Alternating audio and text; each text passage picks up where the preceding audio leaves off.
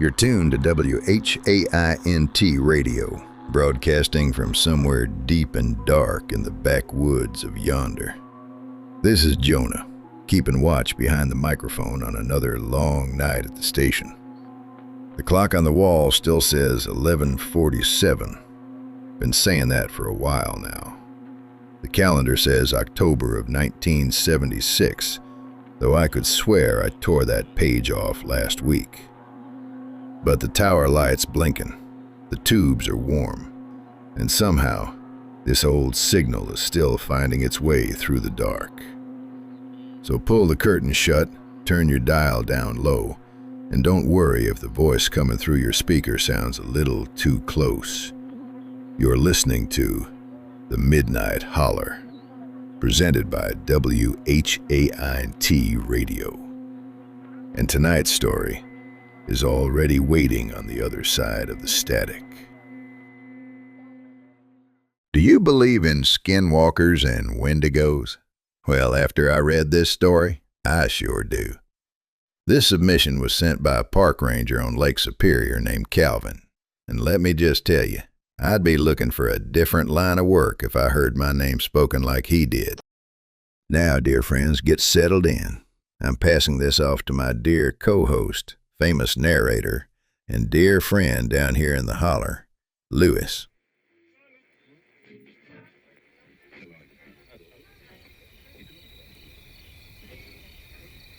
The call came in on a Tuesday, which should tell you something right there.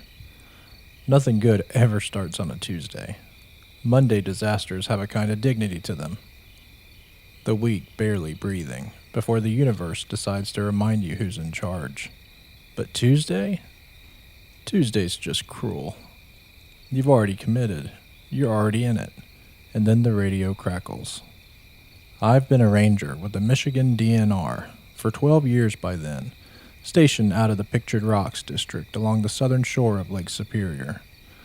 12 years of frozen fingers and bear complaints and tourists who thought they could shortcut the North County Trail in flip-flops. 12 years of Superior, grinding away at the shoreline like it had a grudge, which it does. The lake has always had a grudge. Against the land, against the ships, against anyone dumb enough to trust it. My name's Calvin Marsh. I was 39 years old that October, and I thought I'd seen everything the Upper Peninsula had to show me. I was wrong about that. The missing person report had come through the municipal office around 6 in the morning. A man named Dennis Caulfield, 44, from Escanaba. His wife had called in at 10 o'clock the previous night, when he didn't come home from what she had described as a day hike near Miners Beach. She said he'd done the trail a dozen of times. She said he knew the area. She said he wasn't the type to stay out past dark without calling. Now, in my experience, everybody knows the area, right up until they don't. I got the call at 6:15. While I was standing over the sink, eating cold leftover chili straight from the pot because the coffee maker had died sometime around 4 a.m., and my motivation to function like a human being had died with it. The radio was on the counter, the county frequency, and when Greta from dispatch came through, I set the pot down and listened to the whole thing twice. Caulfield, 6 feet, 200 and maybe 10 pounds, brown jacket, blue jeans, hiking boots, the waterproof kind, which meant he'd done at least some planning. His truck was still at the Miners Beach lot. He had a day pack. He had water. He did not have a GPS, because apparently he'd done the trail a dozen times and didn't need one. Greta gave me the coordinates on the trailhead. I said I'd be there by 8. I drank what was left of the chilly cold and drove out through the dark. The Miners Beach Trail is about as straightforward as trails get in the UP, which means it isn't straightforward at all, but is forgiving about it. The path runs along the top of the sandstone cliffs for a good stretch before it cuts down toward the shore, and from the high points on a clear day, you can see the lake spreading out past the horizon like something that has no intention of ending. On overcast days, which is most of October, the water and the sky become the same gray, and the horizon disappears, and you get this vertiginous feeling like you're standing at the edge of everything. It wasn't a clear day. I signed in at the trailhead, noted the time, radioed my position to Greta, and then I started walking. The other search team, 2 county deputies and a volunteer search and rescue guy named Pete Hallbrook, who'd been doing this before I was in high school, had gone in from the eastern end and worked towards me. The plan was to walk the main trail, fan out at the junctions, and holler Caulfield's name every 100 yards. The woods were wrong that morning. I want to be careful about how I say that because 12 years in the backcountry has taught me to be skeptical of my own feelings. The woods are strange a lot of the time.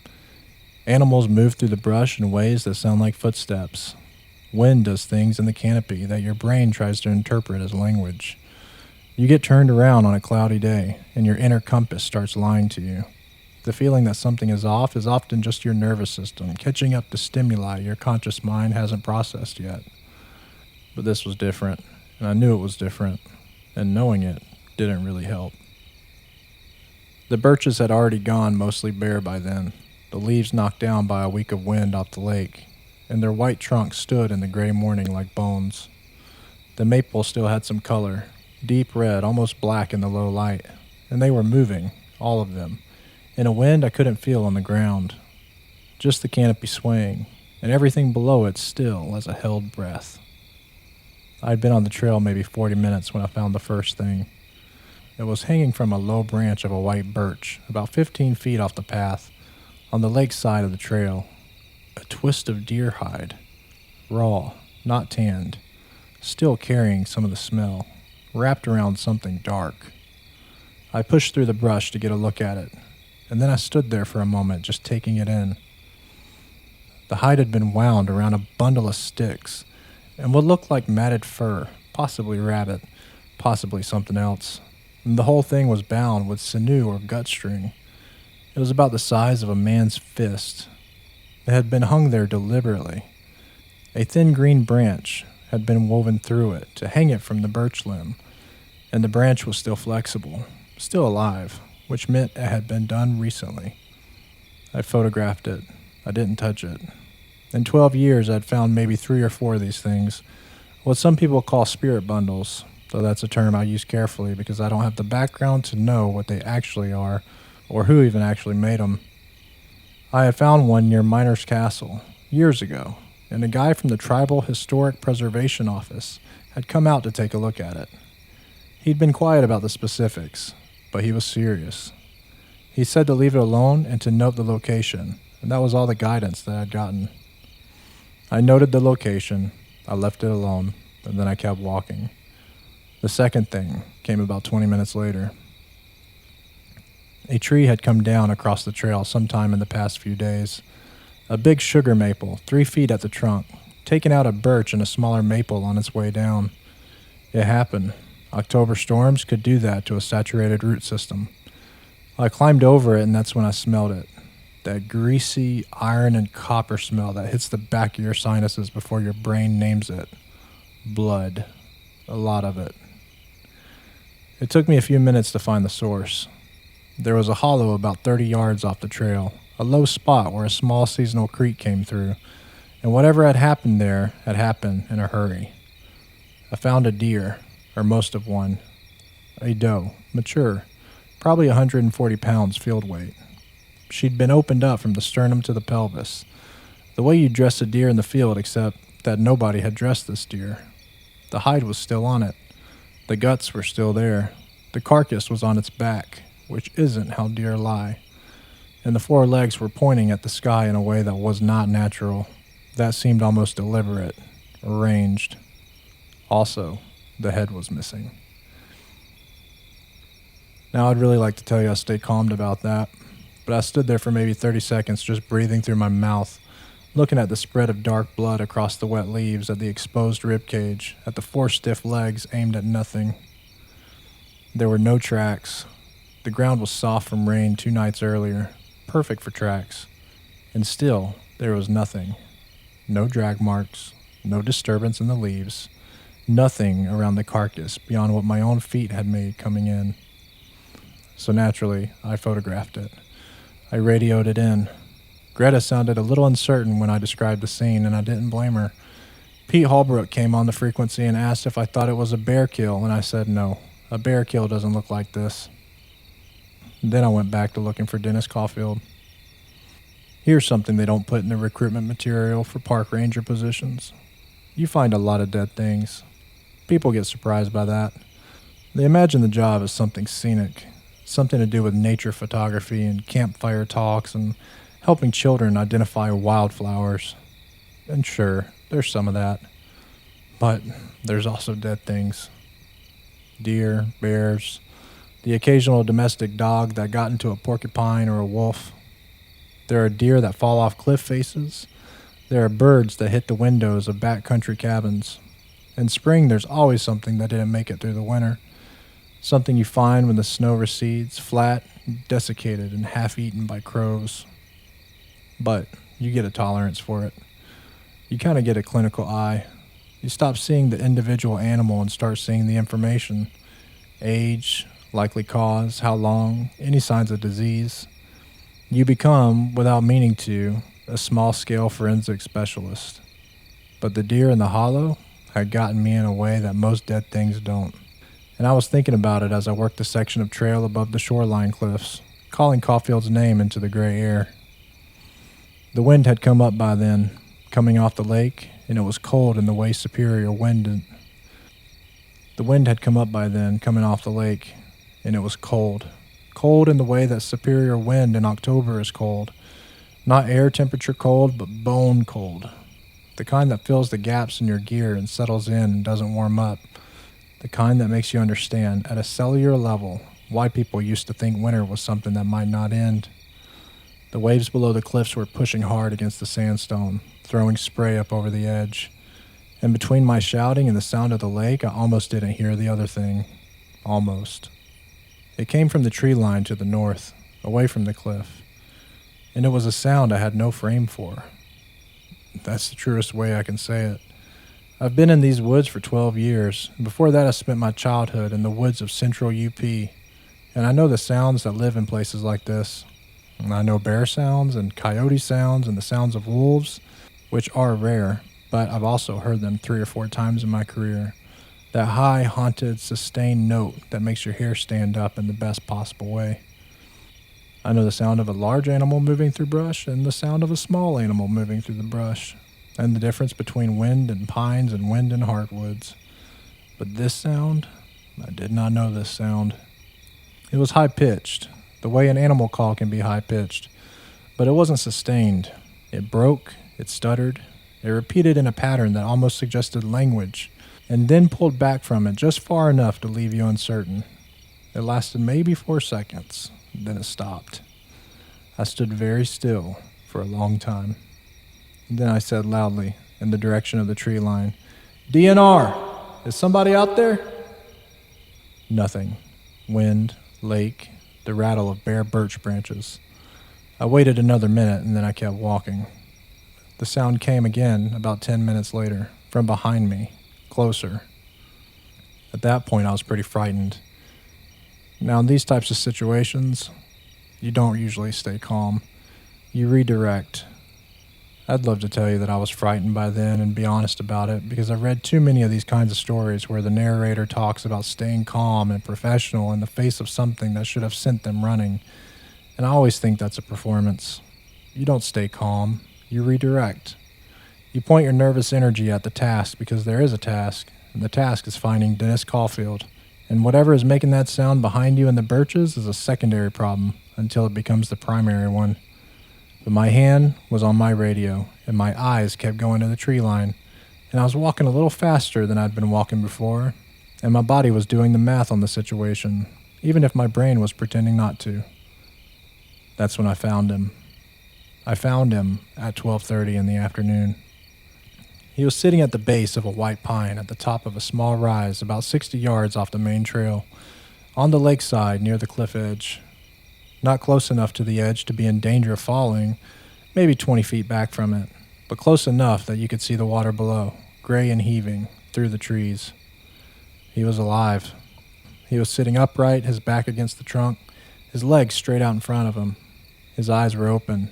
His day pack was still on his back.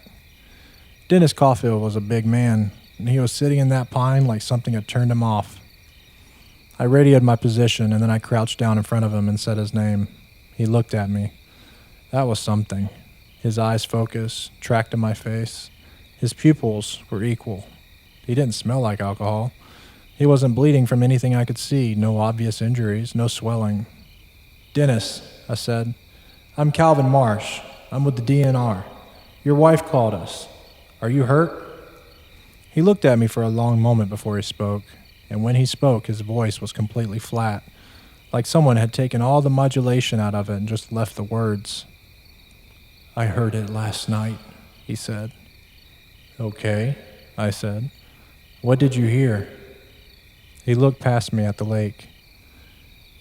"It sounded like it was me," he said. "It sounded like my voice." The county deputies and Pete Holbrook reached us about 20 minutes later. By that time, I'd gotten Caulfield to drink some water and eat a granola bar from my pack, and he loosened up some physically. His hands had been locked in fists when I found him, the knuckles pale, but he was still speaking in that drained, affectless way that I associated with shock. Pete Holbrook checked him over with the quiet competence of a man who'd been doing wilderness search and rescue since the early 90s, and said there was nothing physically wrong with him that he could see, but still that we needed to get him to a hospital. On the walk back to the trailhead, I managed to piece together what Caulfield told us between long silences. He'd come out the previous morning, started the trail around 10, and had the first part of the hike without incident. He stopped for lunch at the overlook above Miners Beach. He knew that spot, had a sentimental attachment to it, even proposed to his wife there years ago. He ate a sandwich and watched the lake and started heading back around 1 in the afternoon. He never made it back to the trailhead. He said he heard something around 2 o'clock from the woods north of the trail. He described it the same way I would have described what I heard, a sound that almost made sense, that almost resolved into something recognizable, but then it didn't. He had gone off the trail to investigate, and that was when things had gone wrong for him, though wrong isn't quite the word he used. He said he'd gone off the trail to look, and then he'd look back, and the trail wasn't there anymore. "It wasn't that I was lost," he said carefully, like this was a distinction that mattered to him. "I knew which direction was east. I knew where the lake was, I just couldn't. The trail wasn't there. I kept walking toward where I knew it should be, and it kept not being there." He walked until dark. He made camp as best as he could with what he had, some emergency gear in the bottom of his pack, a mylar blanket, a lighter. He built a small fire and then tried to sleep. "It came to the edge of the firelight around midnight," he said. Nobody said anything. "I couldn't see it clearly. It was very tall and thin." He stopped. "It made the sound, my voice. It said things that sounded like me, things I actually say, and I just..." He stopped again. "I just sat there. I couldn't move. I just sat there until morning, and then it was gone, and I found the tree and sat down, and I don't really remember anything else until you found me." The deputies glanced at each other. Pete Holbrook kept walking, his face neutral. The face of a man who had learned not to perform skepticism at people who've had a bad night in the woods. I kept thinking about the deer with no head and the 4 legs aimed at the sky. I filed my incident report that evening at the municing office and then drove home in the dark. My cabin is about 6 miles east of town, on a 2-track off M28, sitting at the edge of a stand of old-growth white pine that somehow survived the logging era, probably because it was on a slope too steep to get equipment onto. It's a good place to live, quiet. A creek comes through it about 100 yards east of the house. In summer you can hear it from the porch. I've lived there for 8 years, and I never had once come home to a feeling the way I felt that night. I parked, killed the lights, and sat in the truck for a minute before getting out. I was doing inventory on myself, trying to figure out what was wrong. And what I came up with was this. I felt watched. The way you feel watched in a crowd sometimes, that prickling awareness on the back of your neck. Except out here there was no crowd. There was just the pines and the dark, and the creek I couldn't hear yet because the wind was wrong. Slowly, I got out of the truck. I walked to the cabin door. I got inside, turned on the lights, and felt about 40% better immediately. The way light helps, the way walls help, the way familiar things help. I hung up my coat and boots and washed my hands and heated up some soup on the stove. And then I told myself I was reacting to a long and a strange day. Told myself that what I was feeling was the accumulated weight of the deer carcass and the sound in the trees and Dennis Caulfield's flat voice telling me something unspoken in his voice at the edge of his fire. Told myself that was a lot to carry around in your head all day and that it made sense to feel the residue of it. I ate the soup and washed the bowl and went to the back window to close the curtain. The tree line was maybe 40 feet from the back of the cabin, a dark wall of pine. It was fully night by then, the sky overcast, and the tree line was invisible against the dark except where the cabin light threw a thin orange stripe of illumination across the first few feet of the yard. And that's when I saw it. Something was standing at the edge of the trees. I didn't move for what felt like a long time, but was probably 10 seconds. It's like I was just paralyzed by fear. I was looking at it the way you look at things in the dark, with your peripheral vision, because peripheral vision processes low light better than center vision does. And at first, my brain was trying hard to make it into something ordinary. A deer? A tree the wind was moving? A stump I'd forgotten about? The dark playing tricks, which the dark is always ready to do. But it was there. It was standing upright. It was very tall, taller than a man, taller than anything I could name. And it was extremely thin in a way that didn't read as an animal, that read as wrong in some fundamental register that I didn't have language for. The limbs were too long. The proportions were off in a way that I could feel before I could articulate. And it tugged at the same part of my brain that tells you something is wrong with a picture before you can identify what it is. I stood at the window, and it stood at the tree line, and neither of us moved. Then I did the thing you're not supposed to do in situations like this, the thing that every rational instinct you have tells you not to do, the thing that I have since turned over in my mind several hundred times, trying to decide if it was bravery or stupidity or something that doesn't even have a name. I went outside. I tell people I went to get a better look, and that's true as far as it goes. I mean, I'm a practical person by nature, and by training, and my first response to an unknown stimulus is to gather information. But the honest version is more complicated than that. The honest version is that I went outside because the thing at the tree line was watching me through the window, and I couldn't stand being watched through the window. I couldn't stand the glass between us, which sounds insane, because it is insane, but that's what happened. I grabbed my mag light and I went out the back door. The yard behind the cabin is maybe 40 feet of open ground, an old kitchen garden gone wild, goldenrod and Queen Anne's lace gone to seed, the remains of a split-rail fence. The light from the back windows reached partway across it, and then the dark took over and the trees were a black mass at the far end. Nothing was standing there. I stood on the steps and put the mag light on the tree line and walked the beam across it for a full minute. Pines, brush, the white disc of a birch trunk at the left edge, but nothing else. I stood there for a while longer, the cold working through my flannel shirt, the wind in the canopy making that dry sound that pines make in autumn. Then I went inside and locked the door and sat down in the kitchen and drank 2 fingers of whiskey and stared at the opposite wall. The sound came about an hour later. I was in the front room by then, sitting in the recliner with the television on, some nature documentary I wasn't watching. The whiskey had taken the edge off whatever the edge was, and I'd gotten to the point where I was telling myself a good version of events. The deer was a wolf kill with unusual staging, the sound in the trees was a bird I hadn't heard before, the thing at the tree line was a deer standing upright to reach something in a low branch, which deer occasionally do. The good version, the version that makes sense. But then I heard it. From outside the front window, maybe 15 feet away, in the darkness between the cabin and the 2-track where I parked my truck, my voice, my actual voice, With my cadence and my regional accent and the slight hoarseness I'd had for 2 weeks from a cold I couldn't quite shake. Speaking words I had actually spoken that day, saying in my voice, "DNR, is somebody out there?" And then, okay, what did you hear?" The exact words, my exact words to Dennis Caulfield on the trail that morning. I sat in the recliner and I did not move. The television was still going. A narrator was describing migration patterns, and the irony of that was not lost on me, though I wasn't thinking about irony. I was thinking about the shape at the tree line. I was thinking about Dennis Caulfield, sitting at the base of a white pine with his hands in fists, saying it sounded like my voice.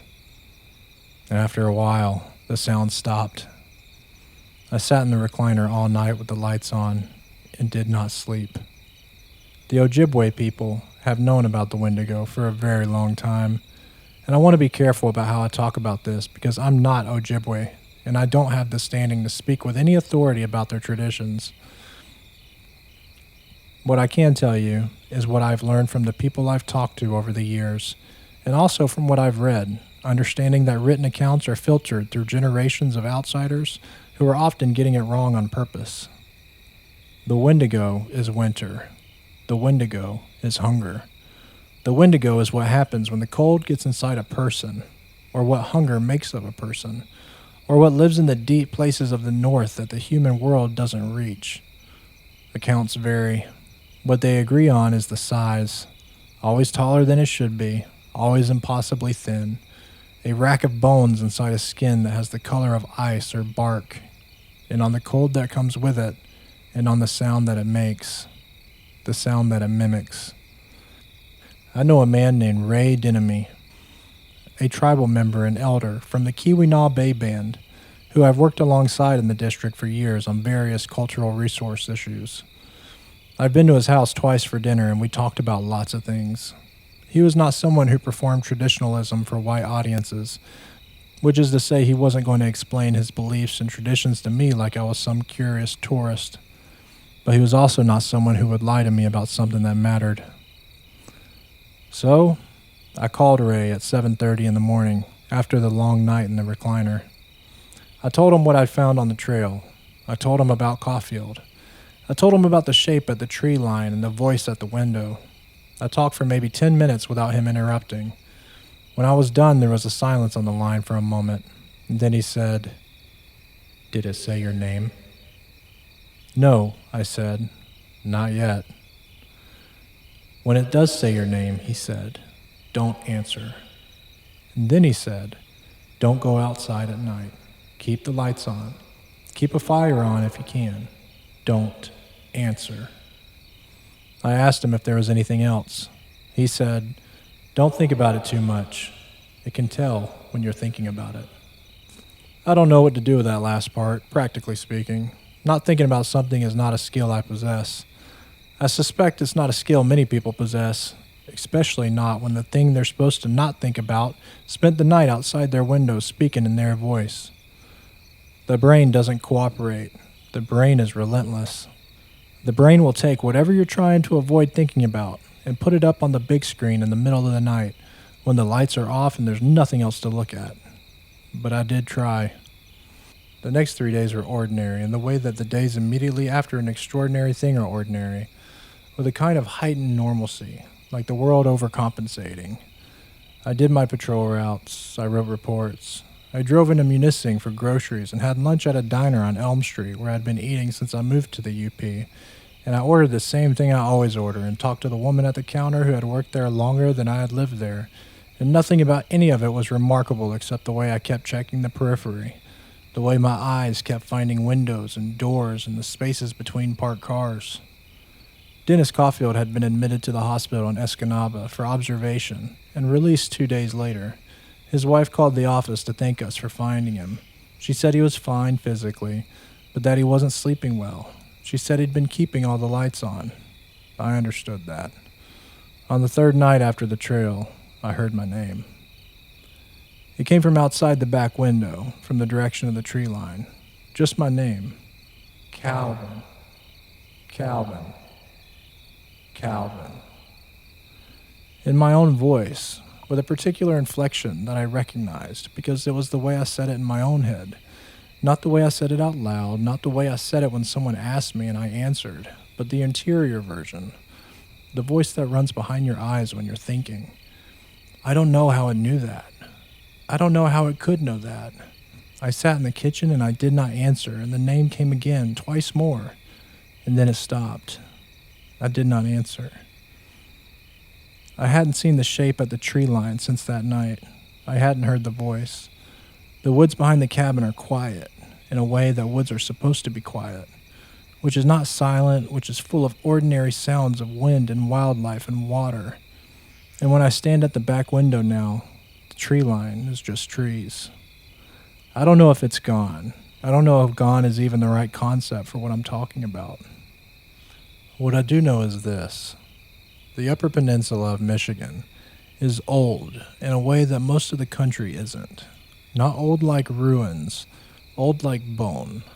Old in the geology, in the lake, in the deep. Winter darkness that starts in October and doesn't relent until April. The Precambrian rock that juts out of the hillsides above M28 is somewhere between 1 and 2 billion years old. Lake Superior is the largest freshwater lake in the world by surface area, and it's cold enough in its deepest water that it doesn't always give back its dead. The timber that was taken from this land in the 19th century was taken so thoroughly that the regrowth forest you walk through now doesn't look like what was here before. It's a ghost forest, filling in the outline of something older and denser and less forgiving. Things have had a long time to settle into this landscape. Things older than the records, things that predate the names we've given them, and will outlast the names and are only partly captured by any name we can agree on. I've been a ranger here for 12 years, and I've learned a version of the woods that satisfies most of what the job requires. I know where the bear territories are. I know which sections of cliff are unstable. I know the trails well enough to walk them in the dark, and I have, many times. I know the sounds. But there's a sound I heard on the Miners Beach Trail on a gray October morning, and I heard it again that same night outside my window, and once more after that, my own name in the dark. And there's a shape I saw at the edge of the tree line that I cannot explain, and I am not sure I want to explain, because the explanations that would fit are the ones that live in the deep cold north of rational thought, in the place where old things wait.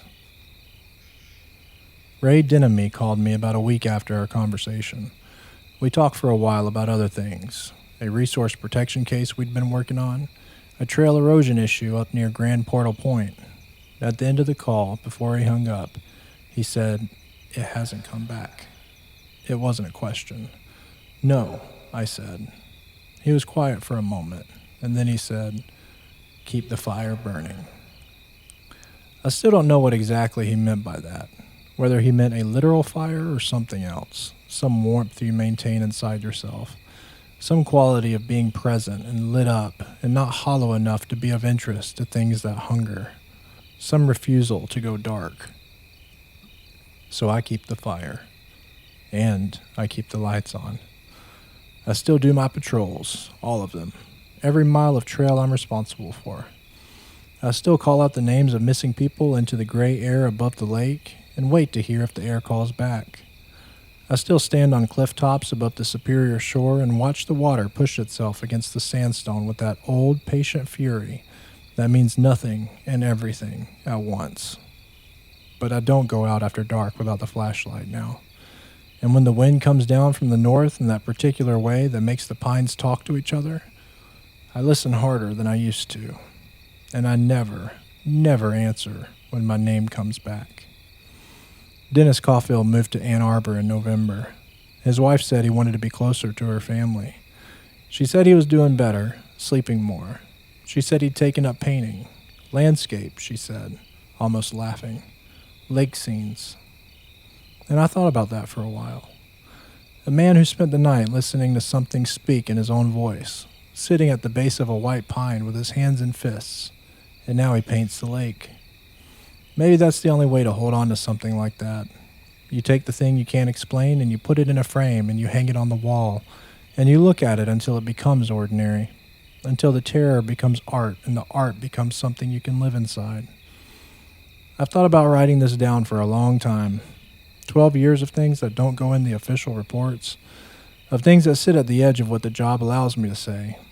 The incident with Dennis Caulfield went into the file as a lost hiker, found uninjured, treated for exposure and emotional distress. That's the frame. That's the official version. This is the other version. This is the one where I drove home in the dark and sat in the truck before going inside, where I heard my own voice speaking my own words outside the window of my cabin in the UP Pines in October, where I sat in a recliner with all the lights on and did not sleep and tried very hard not to think about something that I suspect can tell when you're thinking about it. Superior is still out there, 130,000 square miles of cold, dark water that has swallowed ships whole and given them back decades later, perfectly preserved, as if the lake had been saving them for something. The Precambrian rock is still out there, 1 billion years old, unimpressed. The birches are still there, white as bones. The woods are full of things that predate our ability to name them, and naming them is all the power we've got, and sometimes even that isn't enough. So keep the fire, keep the lights on, and when something calls to you from the dark in your own voice, don't answer. Don't ever answer.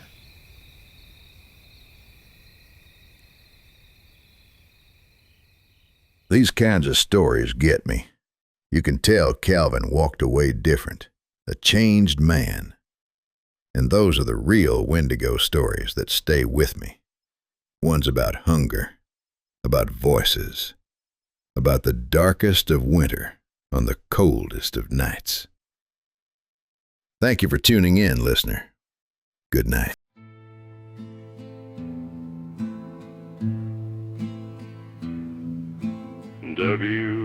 WHAINT, fading through the midnight breeze.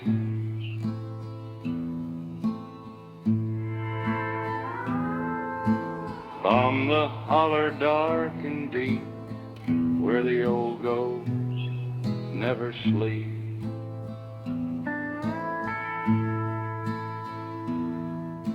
Keep it low, leave on the light. The midnight holler fades tonight. If you heard us, you're not alone.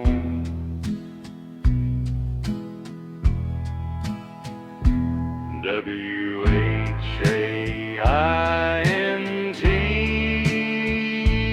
radio,